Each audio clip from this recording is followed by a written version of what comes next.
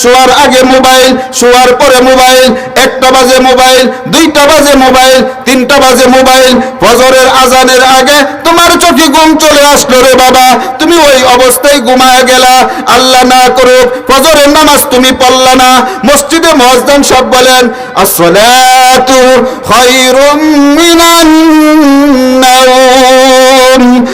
পবিত্র কোরআন হাদিসের আলোকে মূল্যবান তাকরীর পেশ করবেন উত্তরা 8নং সেক্টর সোনালী ব্যাংক অফিসার স্কোয়াডের জামে মসজিদের সম্মানিত ইমাম ও খতিব হযরতুল আল্লাম হযরত হাফেজ মাওলানা মুফতি মাহবুবুর রহমান সাহেব দামাত বরকাতুহু। হযরত হাফেজ মাওলানা মুফতি মাহবুবুর রহমান সাহেব দামাত বরকাতুহু। আমি হযরতকে তার আলোচনা পেশ করার জন্য সবিনয় অনুরোধ করছি।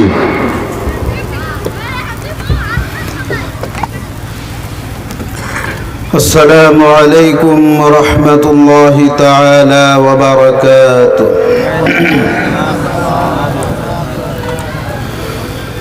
الحمد لله الذي جعل الشمس والقمر بحسبان والنجم والشجر يسجدان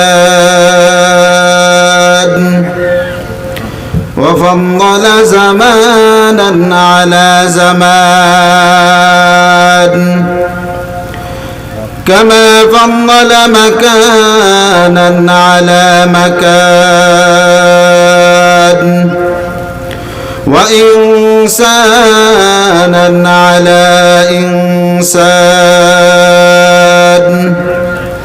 ونشهد أن لا إله إلا الله وحده لا شريك له لا ضد له ولا ند له ولا مثل له ونشهد أن سيدنا وسندنا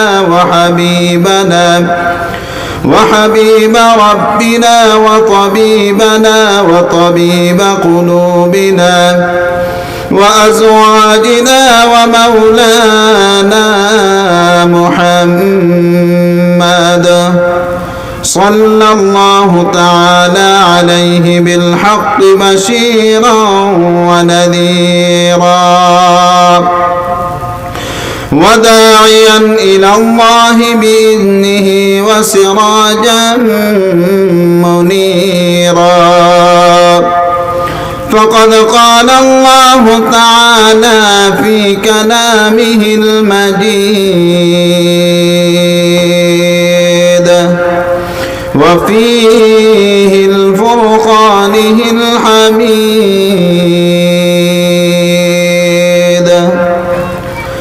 أعوذ بالله من الشيطان الرجيم بسم الله الرحمن الرحيم منها خلقناكم وفيها نعيدكم ومنها نخرجكم تارة أخرى وقال رسول الله صلى الله عليه وسلم كل أمتي يدخلون الجنة إلا من أبى قيل من أبى يا رسول الله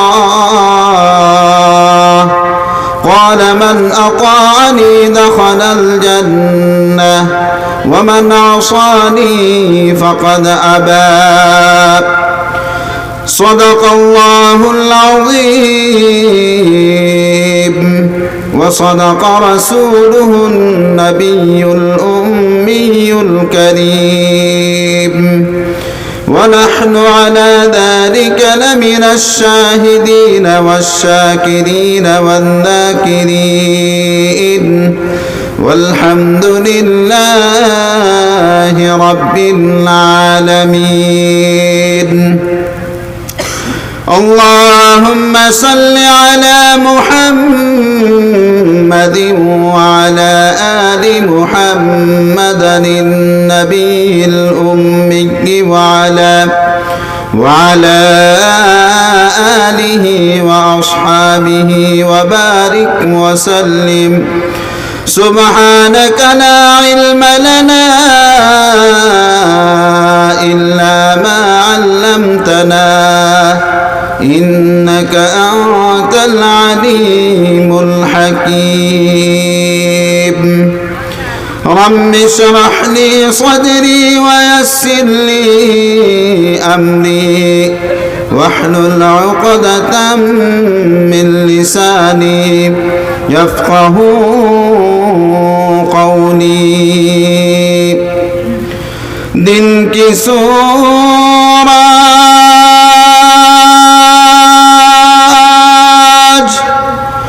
डूब रही है हम लोगों की सामने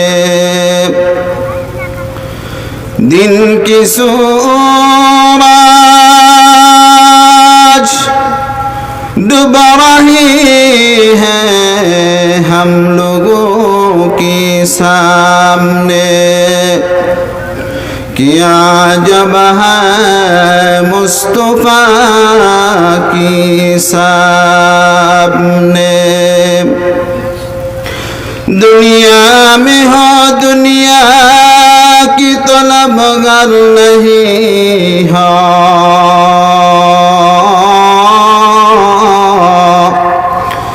बाजार से गुजर हो खरीदार नहीं हो तौहीद की अमानत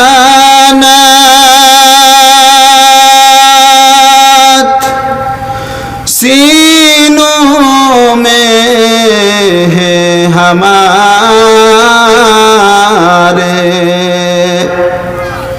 आशा नहीं मिटाना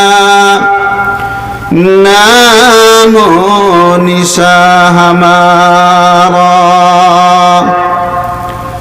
आशा नहीं मिटाना नामो निशा हमारा मोहम्मद ने आकर कुफर को मिटाया कुफर को मिटाकर सदाकत बताया ला इलाहा इल्लल्लाह ला इलाहा इल्लल्लाह ला इलाहा इल्लल्लाह ला इलाहा इल्लल्लाह ला इलाहा इल्लल्लाह ला इलाहा इल्लल्लाह ला इलाहा इल्लल्लाह मुहम्मदुर রাসূলুল্লাহ সকলেই বলি সাল্লাল্লাহু আলাইহি ওয়াসাল্লাম ইকু কমায়ও চুকাইনগর যুব সমাজের উদ্যোগে আজকের এই আয়োজিত মাহফিলের মুহতারাম সম্মানিত সভাপতি প্রধান অতিথি বিশেষ অতিথিবৃন্দ দূর দূরান্ত থেকে আগত আল্লাহ পাক রব্বুল আলামিনের আশিকিন জাকিরিন শাকিরিন মুহিব্বিন মুরাব্বিয়ান ইযাম পর্দার আড়ালের অবস্থানরত অত্যন্ত শ্রদ্ধেয় মা ও বোনেরা সমবয়সী আমার যুবক বন্ধুরা ছোট ছোট কচি বাচ্চারা আল্লাহ পাক রব্বুল আলামিন আমাদেরকে আল্লাহ তাআলার এই দিনে মাহফিলে আসার বসার বলার সুযোগ করে দিয়েছেন। এজন্য আমরা সকলেই একই আওয়াজে উঁচু কণ্ঠে সকলেই বলি আলহামদুলিল্লাহ আল্লাহ পাক রব্বুল আলামিন আমাদেরকে যদি আজকে এই দিনে মাহফিলে না আনতেন আমরা কেউ আসতে পারতাম না, আমাদের কেউ আসার সম্ভবও ছিল না। এই জন্য হাদিসে আল্লাহ নবী সাল্লাল্লাহু আলাইহি ওয়াসাল্লাম বলেন, এই সমস্ত দ্বীনি মাজালিস সম্পর্কে আলী রাদিয়াল্লাহু তাআলা আনহু বলেন, মাজালিসুল ইলমি হিয়া রাওযাতুম মির রিয়াজিল জান্নাহ। দ্বীনি মাজালিস ওয়াজানা অনেক মাসআলাগুলো, ওয়াজানা দিনের অনেক ওয়াজানা এই সমস্ত মাহফিলে আসলে জানা যায়। আল্লাহ যে আমাদেরকে কবুল করেছেন এই জন্য আমরা আবারও বলি আলহামদুলিল্লাহ। আমি আপনাদের সামনে সূরাতুত তাহা 16 নম্বর পারা থেকে একখানা আয়াতে কারিমা তিলাওয়াত করেছি। এই আয়াতটা হলো আমাদের সকলের পরিচিত আয়াত। যেহেতু আজকের এই মাহফিলটা কবরস্থান সংলগ্ন বিদায় এই আয়াতে কারিমা তিলাওয়াত করেছি।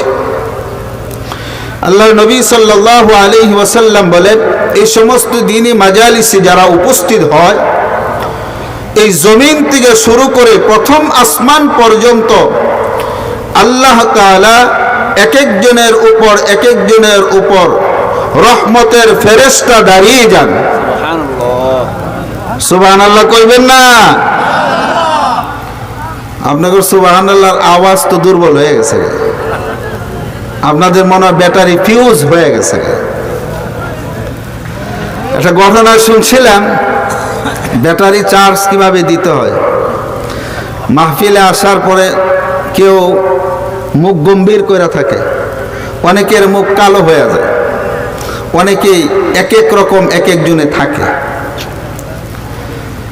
এক ইমাম সাহেব মসজিদে ওয়াজ করতেছিলেন এমন এলাকায়, যেই এলাকায় নামাজ কি জিনিস তারা কেউ চিনে না।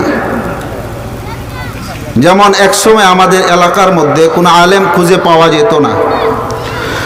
নোয়াখালীর থেকে, সুদূর নোয়াখালীর থেকে কোনো মৌলবী মুন্সি যদি আসতো, আমরা তো আগে হুজুর বলতাম না, মোল্লা মুন্সি কইতাম। মুন্সি যদি আসতো আমাদেরকে যা শিখাইতো আমরা শিখতাম। মুরব্বীরা বলতে পারবে ভালো, ঠিক না? কি কোন মুরব্বীরা, মিছা কইলাম? তো এমন ইমাম সাহেব বুঝাচ্ছে, ভাইয়ের আমার, আমরা এখন নামাজের সময় নামাজ পড়ব। একজন জিজ্ঞেস করলো, হুজুর নামাজ কিভাবে পড়ব? কয়, আমি নামাজের ভিতরে যা করি তোমরা তাই করবা। কয় ঠিক আছে। আলহামদুলিল্লাহ, নামাজ পড়তে দাঁড়াইছেন, যেমন কথার কথা ধরেন, আপনাদের যে মসজিদ আছে টিনের বেড়া, কাঠের বেড়ার মসজিদ, অর্থাৎ এই যে বাঁশের চাটায়ের মসজিদ ছিল বেড়া দিয়া, নামাজ পড়তে খাড়াইছে। মুসল্লিরা কইছে, আগেই তো জিজ্ঞেস করছে, হুজুর নামাজ কিভাবে পড়ব? হুজুর কইছে, আমি যা করি তোমরা তাই করবা। হুজুর আল্লাহু আকবার বলে নিয়ত বাঁধছে, তারাও বুঝছে আল্লাহু আকবার বলে নিয়ত বাঁধতে হবে, বাঁধছে। বাঁধার পরে ইমাম সাহেব যখন সূরা ফাতিহা শুরু করে দিছে, যেহেতু মসজিদের বেড়া ভাঙ্গা, আল্লাহর কি কুদরত, কুকুর একটা সামনে এসে দাঁড়ায় রয়েছে। কুকুর যখন সামনে দাঁড়াইছে, এখন হুজুর তো সেজদায় যে রুকুতে যাবে, রুকুর পরে তো সেজদায় যাবে। হুজুরে কুকুরের উদ্দেশ্য করে বলে, সর। পিছনে যে মুসল্লি যারা ছিল, আগে ইমাম সাহেব কইছে, আমি যা করি তোমরা তা করবা। পিছনে যারা ছিল একজন কয় হুস হুস, এর পাশে যারা ছিল তারাও কয় হুস হুস। পিছন থেকে যখন হুস হুস আওয়াজ আইছে, ইমাম সাহেবের কেরাতের ডিস্টার্ব হচ্ছে, দিছে চটকানা। নামাজের ভিতরে হুস হুস করস। মুসল্লি মনে করছে ইমাম সাহেব যেহেতু মারছে, চটকানা দিছে, মনে হয় নামাজে এটা। হ্যাঁ দিছে আরেকজনের চটকানা, হ্যাঁ দিছে আরেকজনের চটকানা। ইমাম সাহেব দেখছে সর্বনাশ, যেমনে মারামারি শুরু হয়েছে, পরের সিরিয়াল তো আমার দিছে তোর ইমাম সাহেব, নামাজ ফালায় দিয়া। মুসল্লিরা পিছনে দৌড়াইতে দৌড়াইতে অনেক দূর গেছে। যাওয়ার পরে মুসল্লি ইমাম সাহেব এখন আর শৈল্য কোলানা, দাঁড়ায়া পড়ছে। দাঁড়ায় যখন বসে গেছে, মুক্তা দিয়া পিছনে ইমাম সাহেব গেরাও দিয়া বসছে। বসার পরে মুসল্লিরা কয় হুজুর এমন নামাজ আর পড়াইয়া না, আমরা এমন নামাজ আর পড়তাম না। আমি আপনাদেরকে জিজ্ঞেস করতে চাই, এটা কি নামাজের তরিকা? সবাই বলেন নামাজের তরিকা। আমার বক্তাদের আলোচনার স্পিড বাড়বে আপনাদের হানার উত্তরের উপর। যেখানে সুবহানাল্লাহ বলা দরকার বলবেন, যেখানে আলহামদুলিল্লাহ বলা দরকার বলবেন, যেখানে আল্লাহু আকবার বলা দরকার বলবেন। বলবো তো ইনশাআল্লাহ? সকলে একটা আওয়াজ দিয়া বলি তো আল্লাহু আকবার। আওয়াজ হয় না, মনে হইলো আপনাকে খুব ক্ষুধা লাগছে। ক্ষুধা লাগছে? বলেন ক্ষুধা লাগছে? আল্লাহর নবী বলেন, দ্বীনে মাহফিলের মধ্যে আমার যেই সমস্ত উম্মতেরা একত্রিত হয়, কোরআন এবং হাদিসের আলোচনা শুনে, শোনার পরে দিলের ভিতরে আফসোস জাগে আর মনে মনে বলতে থাকে, আল্লাহ গো, যা কিছু আলোচনা শুনলাম এই আলোচনার উপর ভিত্তি করে মৃত্যু পর্যন্ত আমল যেন করতে পারি। আল্লাহ শয়তানের দুকাই যেন আমাকে দুকা দিতে না পারে। রাতের বেলা যদি আল্লাহর নবী বলেন আমার ওই উম্মত ইন্তেকাল হয়ে যায়, তার যেহেতু নেক আমল করার উদ্দেশ্য ছিল, আল্লাহর নবী বলেন ওরে আমার উম্মতেরা, রাতের বেলা মৃত্যু হয়ে গেলেও আল্লাহ তাআলা তোমার জিন্দেগীর সমস্ত গুনাহগুলোকে মাফ করে দিবেন। আর আওয়াজ দিয়ে বলেন এই যে আমাদের আওয়াজ বাড়তেছে। তাহলে এই যে সুবহানাল্লাহ কইছেন, সুবহানাল্লাহর ফজিলতটা কি? আল্লাহ নবী সাল্লাল্লাহু আলাইহি ওয়াসাল্লাম বলেন, কেউ যদি একবার সুবহানাল্লাহ বলে, আল্লাহ তাআলা একবার সুবহানাল্লাহর বরকতে জান্নাতের মধ্যে একটা গাছ লাগায়া দেন। সুবহানাল্লাহ। স্পিড কমে গেছে, আবার বলেন সুবহানাল্লাহ। গাছের দূরত্ব কি পরিমাণ জানেন? আল্লাহর নবী বলেন, একটা দ্রুতগামী ঘোড়া যদি 500 বছরও অতিক্রম করতে চায়, ওই জান্নাতের গাছের দূরত্ব অতিক্রম করে শেষ করতে পারবে না। আবার বলেন আল্লাহ তাআলা আমাদেরকে তৌফিক দান করেন, বলে আমিন। আমি আপনাদের সামনে যে আয়াতে কারিমা তিলাওয়াত করেছি, আয়াতটা হলো আমাদের সকলের পরিচিত। আয়াতটা কি? মিনহা খালাকনাকুম ওয়া ফিহা নুঈদুকুম ওয়া মিনহা নুখরিজুকুম তারাতান উখরা।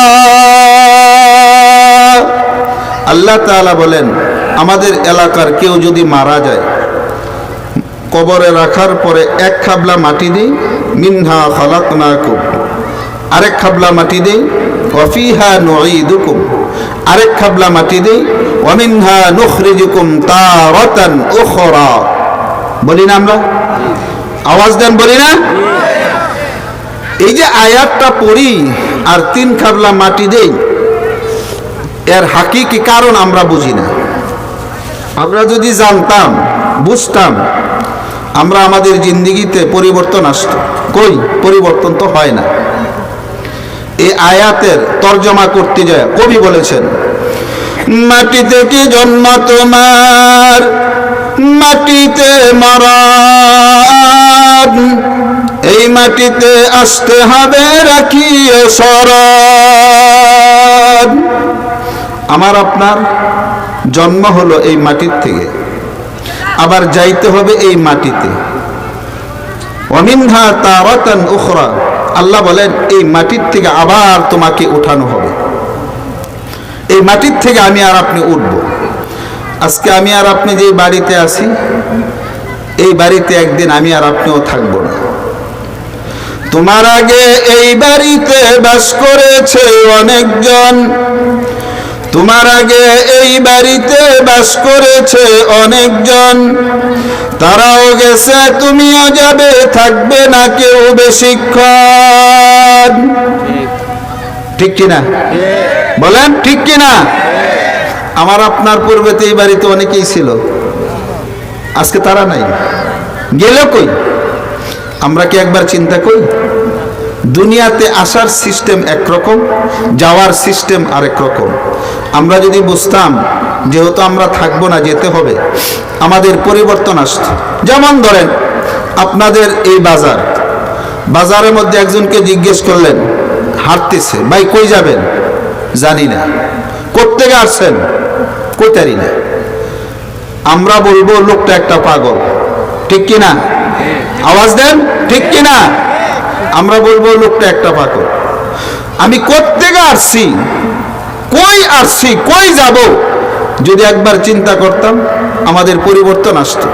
কই পরিবর্তন তো হয় না। এ ভবনে এসে ছেলে যেদিন কেঁদেছিলে তুমি একা, হেসেছিল সবে, এমন জীবন করো হে গঠন, মরণে হাসিবে কাঁদিবে ভুবন। এমন জীবন করো হে গঠন, মরণে হাসিবে তুমি কাঁদিবে ভুবন। ঠিক কিনা? ঠিক কিনা? আমরা যদি বুঝতাম আমাদের পরিবর্তন আসতো। আবার দেখবেন অনেক এলাকার মধ্যে আছে জানাজার নামাজে যখন পড়তে খাড়ায়, কোন কোন এলাকায় আছে, আপনাদের এলাকায় আছে কিনা জানি না, জানাজার সামনে দাঁড়াইয়া বলে, ভাই লোকটা কেমন ছিল, লোকটা কেমন ছিল? সবাই বলে খুব ভালো, খুব ভালো। সবাই বলে ভালো সার্টিফিকেট দে। আমরা মনে করি এই যে ভালোর সার্টিফিকেট দিছি সে জান্নাত পাইলেছে। এক জানাজায় পড়লাম, জানাজার মধ্যে দাঁড়িয়ে জিজ্ঞাসা করলো যে ভাই লোকটা কেমন ছিল? সবাইকে খুব ভালো, খুব ভালো। একজনে জিজ্ঞেস করলাম, ভাই লোকটা কেডা? কয় হুজুর আমি চিনি না। আরেকজনে জিজ্ঞেস করলাম, পাশে একজন কয় হুজুর জানি তো, লোকটা চোর আছিল, এখন যদি কইলে তো মারামারি লেগে যাবে। এই ভালো ভালো নয়। কোন ভালো ভালো? আল্লাহর নবী সাল্লাল্লাহু আলাইহি ওয়াসাল্লাম বলেন, আমার যেই উম্মত আল্লাহর উপর একাত্মবাদের উপর বিশ্বাস করে কালিমা পড়েছে, ওই কালিমার উপর ভিত্তি করে নিজের জিন্দেগি সুন্দর করেছে, আমল করেছে রে উম্মত, আল্লাহ বলেন ইন্নাল্লাযীনা আমানু ওয়া আমিলুস সালিহাত, বান্দা তুমি ঈমান এনেছো, আমলে সালেহ করেছো, এই আমলে সালেহের মধ্যে তোমার জিন্দেগিতে কোনো গুনাহ নাই, তুমি বান্দা কোনো মিথ্যা কথা বলো নাই, তুমি বান্দা কারো উপর আঘাত করো নাই, তুমি বান্দা কাউকে আঘাত দাও নাই, তোমার দ্বারা কেউ কষ্ট পায় নাই, তুমি সর্ব অবস্থায় আল্লাহর নিকট কাঁদো। আল্লাহ গো তোমার উপর ঈমান আনলাম, তোমার হুকুম নামাজ ছিল, মসজিদে যখন আজান হয়ে যায় তুমি ঘরের মধ্যে থাকো না, মসজিদে যখন আজান হয়ে যায় তুমি ঘুমন্ত থাকো না, মসজিদে যখন আজান হয়ে যায় চায়ের স্টলে বসে তুমি চা পান করো না, মসজিদে যখন আজান হয়ে যায় রে উম্মত আমি কোনো আড্ডার মধ্যে থাকি না, লুডো খেলার মধ্যে থাকি না, তাস খেলার মধ্যে থাকি না, টিভি দেখার মধ্যে থাকি না, খেলাধুলা জুয়া খেলার মধ্যে থাকি না। ওই সময় বান্দা বলে আমার মাওলা আমাকে ডাক দিয়েছে, আমি আর কোনো আড্ডার মধ্যে থাকবো না। বান্দা দৌড়াইয়া মসজিদের মধ্যে প্রবেশ করে। আল্লাহ বলেন বান্দা তুমি আমার উপর ঈমান এনেছো, আমার নবীর সুন্নাহর উপর ইত্তেবা করে নবীর সুন্নাত তুমি পালন করেছো, বান্দা তুমি মৃত্যুবরণ করবে, আমি আল্লাহ বান্দা তোমার জন্য জান্নাত ওয়াজিব করে দিব। ওই জান্নাত চাই তো আমরা, ওই জান্নাত চাই তো আমরা। ওই জান্নাত যদি চাই, ওই যে কবরের সামনে রেখা, লাশ সামনে রেখা বলে ভাই লোকটা কেমন ছিল, সবাইকে হুজুর খুব ভালো, খুব ভালো। আসলে লোকটা ভালো কি ছিল তার আমলে বলবে। অনেকেই আবার বলে যে নামাজ না পড়লে কি ঈমান ঠিক আছে, জান না বুঝা কারো লাইলে পাড়া দেই নাই, কারো কোনো ক্ষতি করি নাই, সমস্যা একটাই, নামাজটাই পড়ি না। আমি আপনাদেরকে জিজ্ঞেস করতে চাই, কেউ যদি নামাজ না পড়ে তাকে কি মুসলমান বলা যায়? বলেন, আপনারা ঘুমায় পড়ছেন? কেউ যদি নামাজ না পড়ে তাকে মুসলমান বলা যায়? ঈমান আছে, নামাজ নেই। যেমন ধরেন একটা উদাহরণ দিই, আপনারা কেউ আপনার ছেলে কি বিয়ে করাবেন, মনে করেন একজনে বলল যে ভাই একটা মেয়ে আছে চিটাগাং, মেট্রিকে স্ট্যান্ড করা, জিপিও 5, ইন্টারে স্ট্যান্ড করা, দেখতে মাশাআল্লাহ সুন্দরের শেষ নাই, চুলও একেবারে পায়ের গিরা পর্যন্ত লাগে, কাজের ক্ষেত্রে যত কাজ কাম আছে পারে, পাক করতে দিলে সামাই থেকে দইরা সব পাক করতে পারে। ঘটক যদি আপনারে কয় এই মেয়েটা আছে চিটাগাং, আপনার যাইতে কোনো আপত্তি আছে? বলেন, আপত্তি আছে? আবার অনেকে মনে করবেন হুজুর কি আম করে কইতেছে নাকি। একটা উদাহরণ দিচ্ছি, একটা উদাহরণ। আপনি বললেন যে না আমার কোনো আপত্তি নাই। ঘটক আবার বলল সমস্যা একটা আছে। কি সমস্যা ভাই বলো? এত কিছু হিন্দালাভ আছে, এত কিছু গুণ আছে, একটা সমস্যা তো থাকতেই পারে। আরে ভাই বলো না। অনেক রিকোয়েস্ট করার পরে ঘটক বলল মেয়েটার চরিত্র ভালো না, রাত্রে যে কই যায় কেউ জানে না। আপনারা বলেন এমন মেয়ে কি বিয়ে করাবে? করাবেন?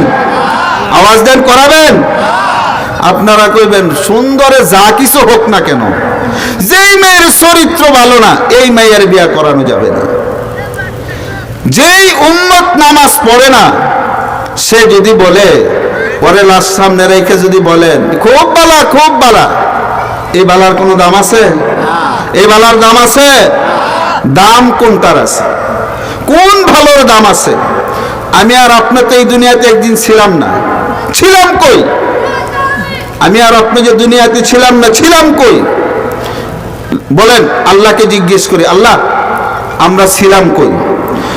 আল্লাহ তাআলা সূরা বাকারার মধ্যে বলেন وَإِذْ قُلْنَا لِلْمَلَائِكَةِ اسْجُدُوا لِآدَمَ وَقُلْنَا يَا آدَمُ اسْكُنْ أَنْتَ وَزَوْجُكَ الْجَنَّةَ। আল্লাহ তাআলা বলেন বান্দা তুমি দুনিয়ার মধ্যে ছিলে না, দুনিয়াতে তোমার কোনো অস্তিত্ব ছিল না। আদম পয়গম্বর ছিলেন জান্নাতে। আমরা কই ছিলাম ভাই? জান্নাতে। কই ছিলাম ভাই? আওয়াজ দেন। জান্নাতে। আমরা একদিন দুনিয়াতে ছিলাম না, ছিলাম কই? আল্লাহ তাআলা আদমকে বানালেন, বানানোর পরে আল্লাহ আদমকে জান্নাতের মধ্যে রেখে দিলেন। আদম পয়গম্বর জান্নাতের মধ্যে থাকে। একা একই ঘুরে আল্লাহ জিজ্ঞেস করলেন, ও আদম তোমার কাছে কেমন লাগে? আদম পয়গম্বর বলেন, আল্লাহ বিশাল বড় জান্নাত তুমি দিয়েছ, ওই জান্নাতের মধ্যে আমি একা একা থাকি, একা থাকলে কেমন লাগে আল্লাহ আমার সে ভালো তুমি বুঝো, তুমি জানো। আদম পয়গম্বরের এই উত্তর শোনার পরে আদম পয়গম্বর জান্নাতের মধ্যে ঘুমন্ত অবস্থায় কাটাচ্ছেন। ঠিক এমত অবস্থায় আল্লাহ তাআলা আদম পয়গম্বরের পাজরের হাড্ডি থেকে মা হাওয়া আলাইহিস সালাতু ওয়াস সালামকে বানালেন, বানানোর পরেই পাশে রেখে দিলেন। রেখে দেওয়ার পরে আদম পয়গম্বরের যখন ঘুম ভেঙে গেল, তাকাইয়া দেখে সুন্দর সুশ্রী রূপসী একজন নারী পাশে বসা আছে, শোয়া আছে। আদম পয়গম্বরের মনের মধ্যে ইচ্ছা জাগলো, আরে এত সুন্দর রমণী আমার পাশে আছে, একটু শুয়া দেখি। আল্লাহ আওয়াজ দিয়ে বলেন, ওরে আদম তোমার পাশে আমি যাকে বানিয়ে রাখছি, আদম রে তুমি তাড়াহুড়া করবে না, তোমার জন্য বানায় রাখছি, একটু অপেক্ষা করো, তোমাদেরকে বৈধতা দিয়া দেই। আল্লাহ তাআলা আদম এবং হাওয়া আলাইহিস সালাতু ওয়াস সালামকে জান্নাতের মধ্যে বিবাহ দিলেন। বিবাহ দেওয়ার পরে আদম পয়গম্বর হাওয়া আলাইহিস সালাতু ওয়াস সালাম জান্নাতের মধ্যে থাকার জন্য বললেন। আল্লাহ বললেন, ও আদম ও হাওয়া জান্নাতের মধ্যে থাকো, জান্নাতের নিয়ামত ভোগ করো। জেনে রেখো রে আদম, এই যে ফল দেখতেছো সমস্ত ফল তোমার জন্য রাখছি, শুধুমাত্র একটা ফলের গাছ, ওই গাছের নিকটবর্তী তোমরা হইও না। আল্লাহ বললেন, আদম জান্নাতে তো বিবাহ দিলাম, ফল রাখলাম, সব খাও, নিষেধ নেই, কিন্তু ওই যে ফি হাযিহি শাজারা গাছটা দেখতেছো ওই গাছের নিকটবর্তী হইও না। আল্লাহ পাক রব্বুল আলামিন আদম এবং হাওয়াকে জান্নাতে রাখার পরে তারা ওইটা খেলেন। খাওয়ার পরে আল্লাহ বললেন, ও আদম এখন আর তোমাকে জান্নাতে রাখা যাবে না, যাও জমিনে নেমে যাও। কুলনা বিতু মিনহা জামিআ। আল্লাহ তাআলা অন্য আয়াতে বলেন, ও আদম জান্নাতে আমি তোমাদেরকে বলেছিলাম জান্নাতের নিয়ামত তোমরা ভোগ করবে, কিন্তু ওই গাছের নিকটবর্তী তোমরা হবে না, নিষিদ্ধ গাছের ফল ভক্ষণ করেছ। আদম পয়গম্বর নিষিদ্ধ গাছের ফল ভক্ষণ করার পরে উনার পেটের মধ্যে মোচড় দিয়া উঠল, মনে হচ্ছে প্রকৃতির ডাক সাড়া দিয়েছে, উনি প্রকৃতির ডাকে সাড়া দিতে যাবেন। ঠিক এমত অবস্থায় আল্লাহ আওয়াজ দিয়া বলেন, ওরে আদম আমি তোমাদেরকে নিষেধ করেছিলাম ওই গাছের নিকটবর্তী হওয়ার জন্য, ওই গাছের নিকটবর্তী তোমরা হয়েছ, নিষিদ্ধ ফল তোমরা ভক্ষণ করেছ, তোমার এখন পেট মুসুর মেরেছে, তুমি যেন কি তালাশ করতেছ? আদম পয়গম্বর বলেন, আল্লাহ গো আমার পেট মোচড় দিয়েছে, আমি এখন প্রাকৃতির ডাকে সাড়া দেব। আল্লাহ বলেন এটা হলো জান্নাত, এই জান্নাতের মধ্যে সাড়া দেওয়া যাবে না, যাও জমিনের মধ্যে নেমে যাও, জমিনে নেমে যে জমিনে বসবাস করো, জমিনের উপরে তোমার ওই ডাকে সাড়া দাও। আদম পয়গম্বর হাওয়া আলাইহিস সালাতু ওয়াস সালাম, আদমকে আল্লাহ তাআলা সরেনদ্বীপ, বর্তমান যার নাম হলো শ্রীলঙ্কা, হাওয়া আলাইহিস সালাতু ওয়াস সালামকে জেদ্দা, বর্তমান হাওয়া আলাইহিস সালাতু ওয়াস সালামকে জেদ্দা নামক শহরের মধ্যে নামিয়ে দিলেন। দুইজন দুই এলাকার মধ্যে থাকা অবস্থায় দীর্ঘদিন যাবত উনারা ওই নিষিদ্ধ ফল খাওয়ার ফলে আল্লাহ তাআলার নিকট দোয়া করেন আর আল্লাহকে উদ্দেশ্য করে বলেন, আল্লাহ গো আমরা যে বিগত দিন যে অন্যায় করেছি, যে গুনাহ করেছি, ওই গুনার জন্য তোমার নিকট তওবা করতেছি। আদম পয়গম্বর বলেন, ক্বালা রব্বানা যালামনা আনফুসানা ওয়া ইল্লাম তাগফির লানা ওয়া তারহামনা লানাকুনান্না মিনাল খাসিরিন। ये कलामे जिंदा कुरआने हकीम तकासरद अन्हु अफहामुर रिजाली बखा कुरआन कलामुल्ला बशनात কদিমাস্তে নয়নো।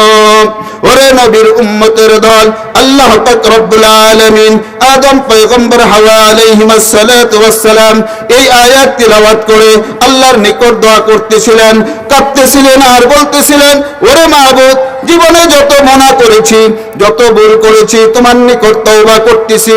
উনি যখন কাঁদতেছিলেন এক পর্যায়ে উনার নিকট মনে হয়ে গেল আদম পয়গম্বরকে বানানোর পরে আল্লাহ পাক রব্বুল আলামিন আল্লাহর আরশ আজিমের মধ্যে একটা কালিমা দেখেছিলেন। উনি যে দেখার পরে জিজ্ঞেস করলেন, লা ইলাহা ইল্লাল্লাহ মুহাম্মাদুর রাসূলুল্লাহ, আদম নামে আমায় তুমি সর্বপ্রথম বানাইয়া তোমার সাথে কাহার নাম গো লিখিলা রাখিয়া। আল্লাহ উত্তর দেন, ওরে আদম বন্ধু আমার মুহাম্মদ, এই কথা জানো না যাহার সৃষ্টি না হইলে তোমার সৃষ্টি না হইতো। আদম পয়গম্বর আল্লাহকে জিজ্ঞেস করলেন, ও আল্লাহ তোমার নাম বুঝলাম, তোমার সাথে কার নাম লিখিরা রাখলা? আল্লাহ তাআলা উত্তর দেন, ওরে আদম ইনি হবেন তোমার সন্তান, আখিরি জামানার পয়গম্বর নবী মুহাম্মদুর রাসূলুল্লাহ সাল্লাল্লাহু আলাইহি ওয়াসাল্লাম। উনি হলেন আমার বন্ধু, আমার বন্ধুর নাম আমার পাশে। আদম পয়গম্বরকে জান্নাতের মধ্যে ঢুকানো হলো। জান্নাতে যাওয়ার পরে জান্নাতের যেই গাছের দিকে তাকান ওই গাছের মধ্যেই মুহাম্মদ, জান্নাতের যেই ফলের দিকে তাকান ওই ফলের মধ্যেই মুহাম্মদ। সুবহানাল্লাহ কইবেন না?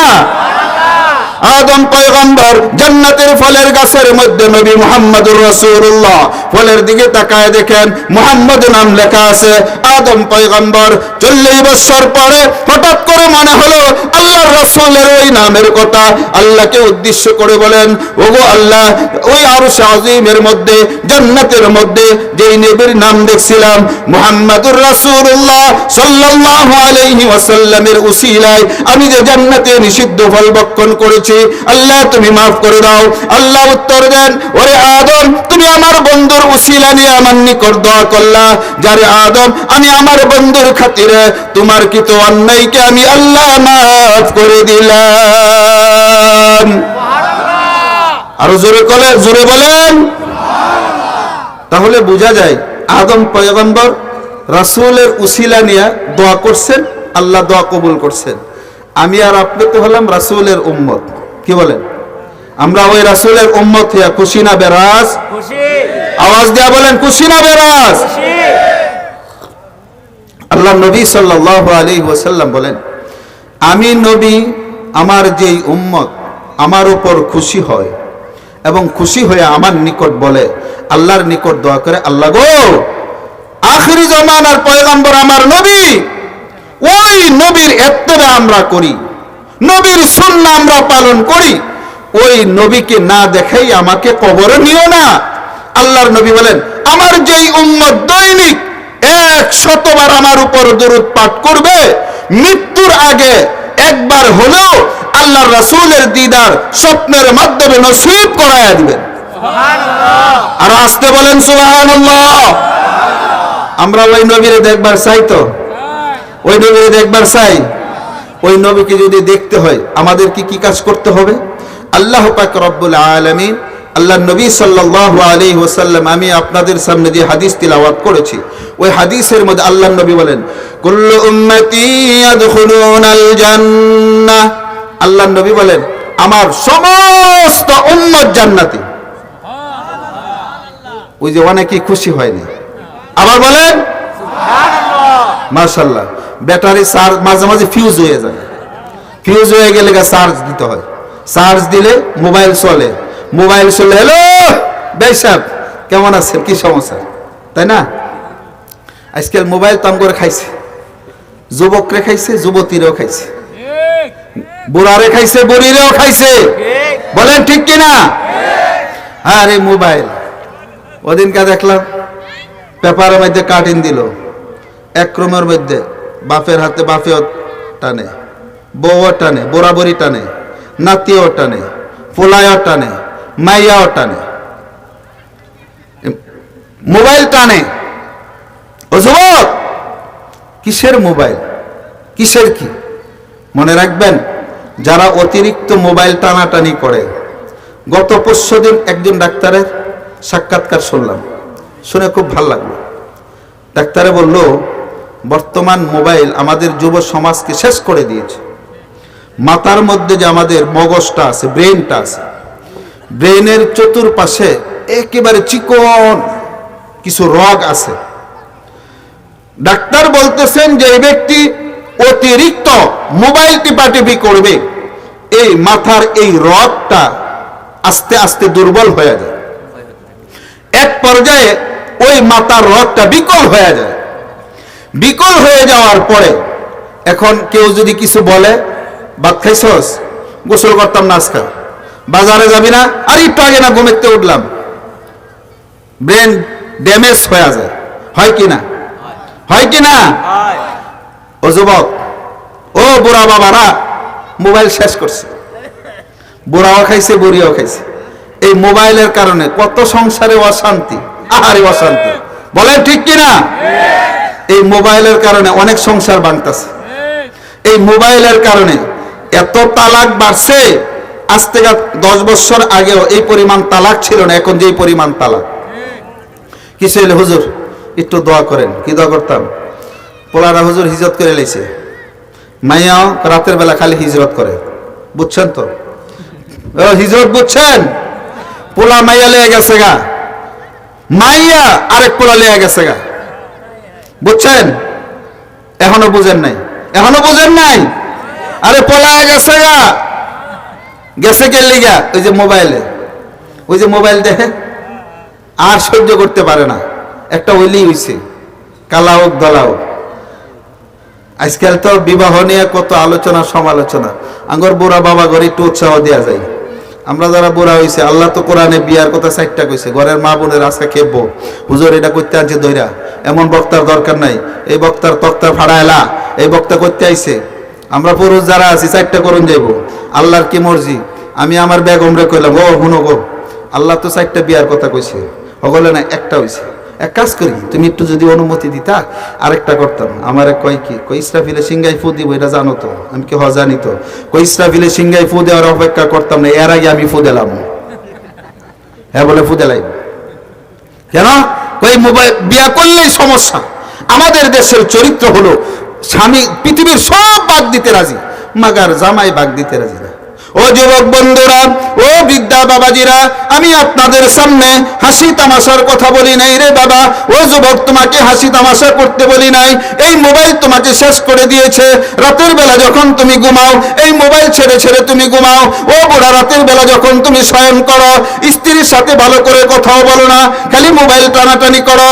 এক সময় যখন রাতের বেলা তুমি শুইতা, ওযু করে শুইতা, দোয়া পড়ে শুইতা, শোয়ার পরে তুমি কোরআনে আয়াত তিলাওয়াত করতা, তুমি যেই সূরা পড়ো ওই সূরাগুলি পড়তা, এখন তোমার অবস্থা হয়েছে রে বাবা এমন, রাতের বেলা যখন শয়ন করো ওযু চলে গেছে, দোয়া দুরূদ চলে গেছে, শোয়ার আগে মোবাইল, শোয়ার পরে মোবাইল, 1টা বাজে মোবাইল, 2টা বাজে মোবাইল, 3টা বাজে মোবাইল, ফজরের আজানের আগে তোমার চোখে ঘুম চলে আসলো রে বাবা, তুমি ওই অবস্থায় ঘুমায় গেলা।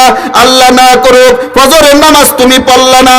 মসজিদে মুয়াজ্জিন সাহেব বলেন আসসালাতু খায়রুম মিনান নাওম, ঘুম থেকে নামাজ উত্তম। মুয়াজ্জিন যখন তোমাকে আওয়াজ দিয়া বলে ও আল্লাহর বান্দারা এখন আর তুমি ঘুমাইও না, উঠো তুমি মসজিদে আসো, জামাতে নামাজ পড়ো। আল্লাহর যেই সমস্ত বান্দারা এশার নামাজ জামাতে পড়লো, ফজরের নামাজ জামাতে আবার পড়ে, আল্লাহর নবী বলেন ওরে আমার উম্মত তোমাদের জন্য হলো সুসংবাদ। আমি আর আপনি যদি বলি ইয়া রাসূলুল্লাহ আমাদের জন্য আপনি কি সুসংবাদ দিবেন?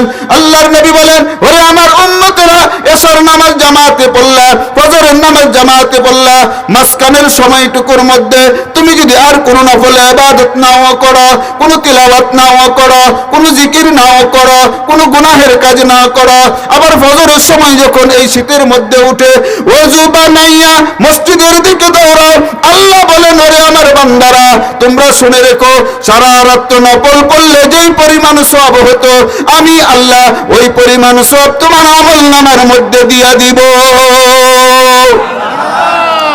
আমগরে সওয়াবের দরকার আছে না নাই? আছে না নাই? আমার মনে হয় আমগর তো দরকার নাই, কারণ আমরা যে নেক কামাই করতেছি ওই নেকই তো হইছে। ও যুবক তোমরা তো শেষ। ডাক্তার আবার বলতেছিল যারা বেশি মোবাইল চালায় যৌবন শেষ। এখন দেখেন না বিয়ার বয়স হয়েছে, কিরে বাবা বিয়া করবি না? পরে বিয়া কর, পরে খালি কয় পরে।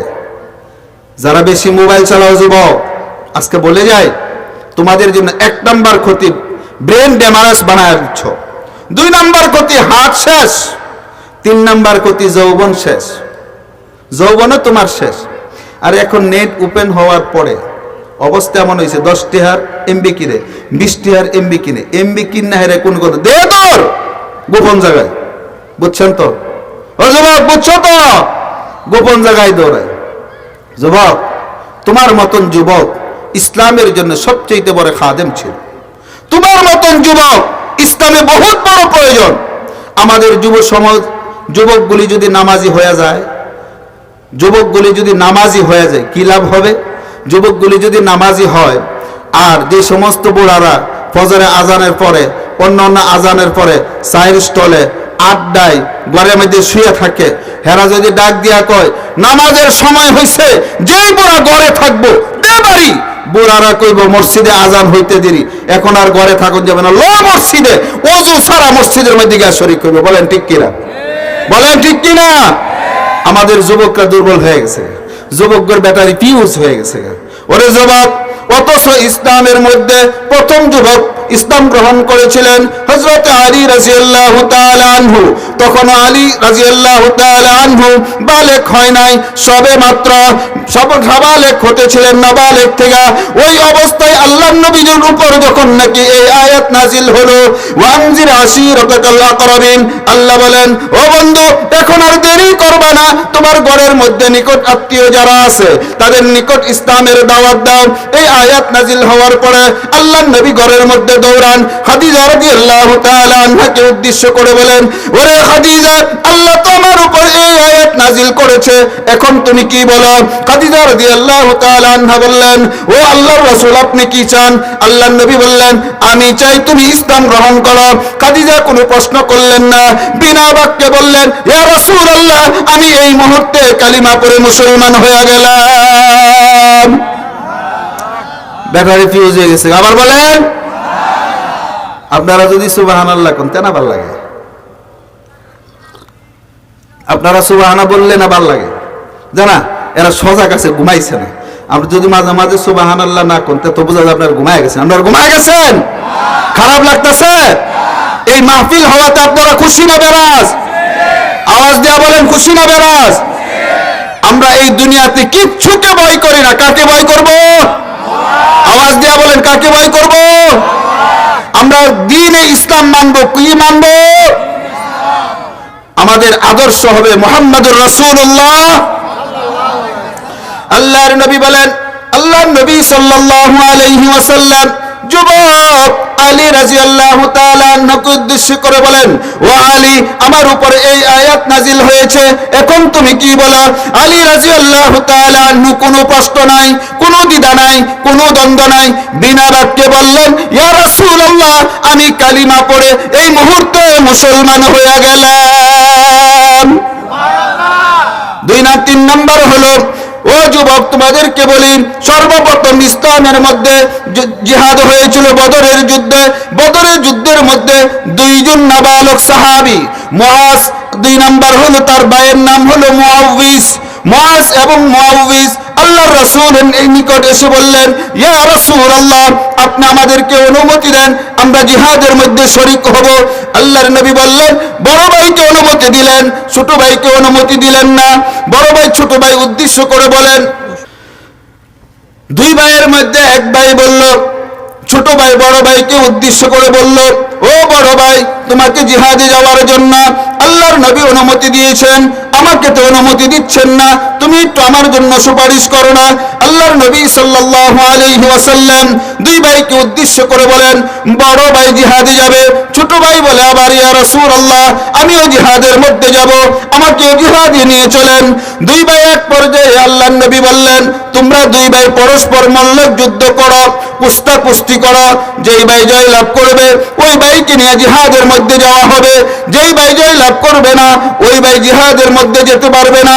ছোট ভাই বড় ভাইয়ের কানাকানি করে বলে, ও বড় ভাই, তুমি তো হলে আমার বড়, আমি হলাম তোমার ছোট, তুমি ইচ্ছা করলে আমাকে নিচে ফেলে দিতে পারবে, তুমি উপরে উঠে যেতে পারবে। ও বড় ভাই, আমি যখন তোমাকে ধরবো তুমি ইচ্ছাকৃতভাবে নিচে পড়ে যেও, আমি যেন তোমার উপর উঠে বসতে পারি।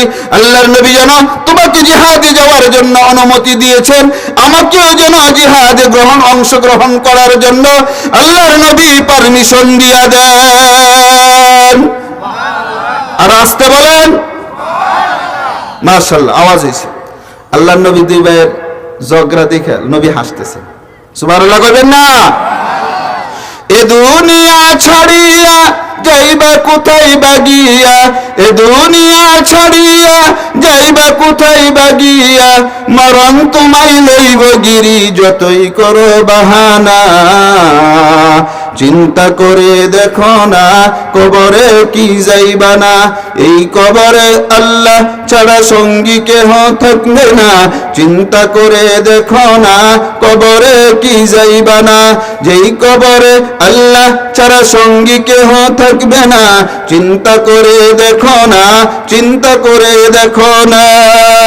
দিলে বড় অহংকার, চিনো না আজ খুদার ঘর, দিলে বড় অহংকার, চিনো না আর খুদার ঘর।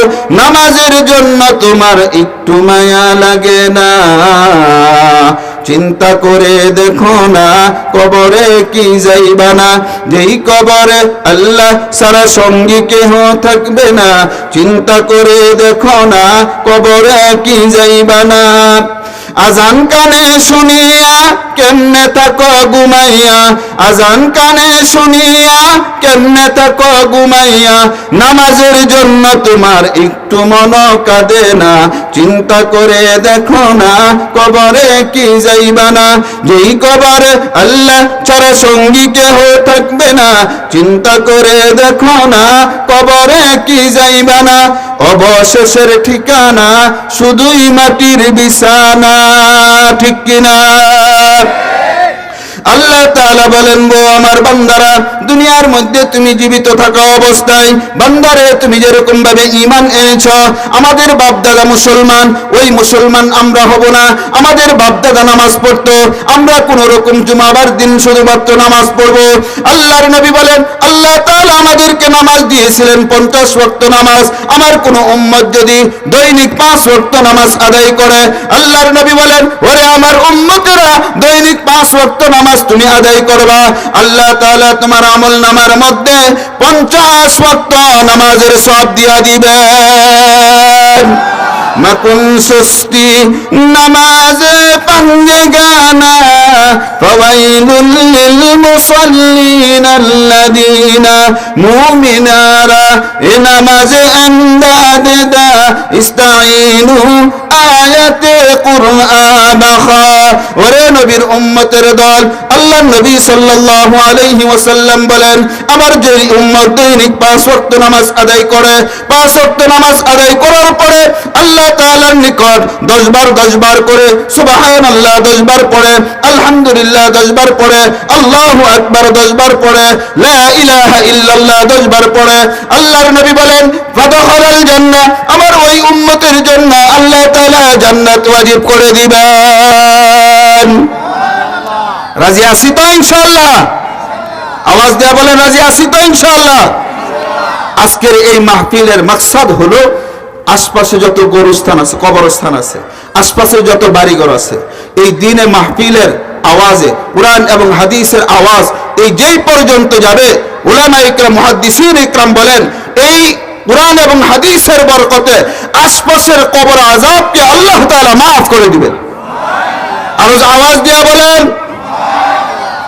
এরপরে 2 নাম্বার হলো মাহফিলের মূল মাকসাদ হলো আমরা কি করে নামাজি হই আমরা কি করে দিনের উপর আসি আমরা কি করে মুত্তাকি হতে পারি আমরা কি করে গুনাহ ছাড়তে পারি আজকের থেকে কি এই ওয়াদা করতে পারি মৃত্যু পর্যন্ত আর নামাজ ছাড়ব না ইনশাআল্লাহ ওই যে কয় না আমরা কি এই ওয়াদা করতে পারি মৃত্যু পর্যন্ত আর নামাজ ছাড়ব না ইনশাআল্লাহ 2 নাম্বার ওয়াদা আমাদের আজকের মাহফিলের প্রধান অতিথি উনি চলে আসছেন আমি আপনাদের থেকে সংক্ষিপ্ত আকারে 2 নাম্বার ওয়াদা নিব ও যুবক অনেক যুবক এমন আছে মা বাবার কথা শুনে না মা বাবার অবাধ্য সন্তান মা বাবা যদি একটা কয় সে আরেকটা কয় অনেক সময় মা বাবাকে ধমক দেয় ও যুবক আমরা কি আজকের মাহফিল থেকে এই ওয়াদা করতে পারি আজকের পর থেকে মৃত্যু পর্যন্ত মা বাবার কথা শুনবে রাজি আছি তো ইনশাআল্লাহ আমরা একটা তাকবীর দিই নারে তাকবীর আওয়াজ দিয়ে বলি নারে তাকবীর প্রধান অতিথি সাহেবের আগমন শুভেচ্ছার স্বাগতম প্রধান অতিথি সাহেবের আগমন আল্লাহ পাক রব্বুল আলামিন যে কথাগুলি বলেছি এই কথার উপর ভিত্তি করে নিজেকে আমাদের সকলকে আমল করতে পারি তৌফিক দান করেন ওয়া আখিরু দাওয়ানা আলহামদুলিল্লাহি রাব্বিল আলামিন আসসালামু আলাইকুম ওয়া রাহমাতুল্লাহি ওয়া বারাকাতুহু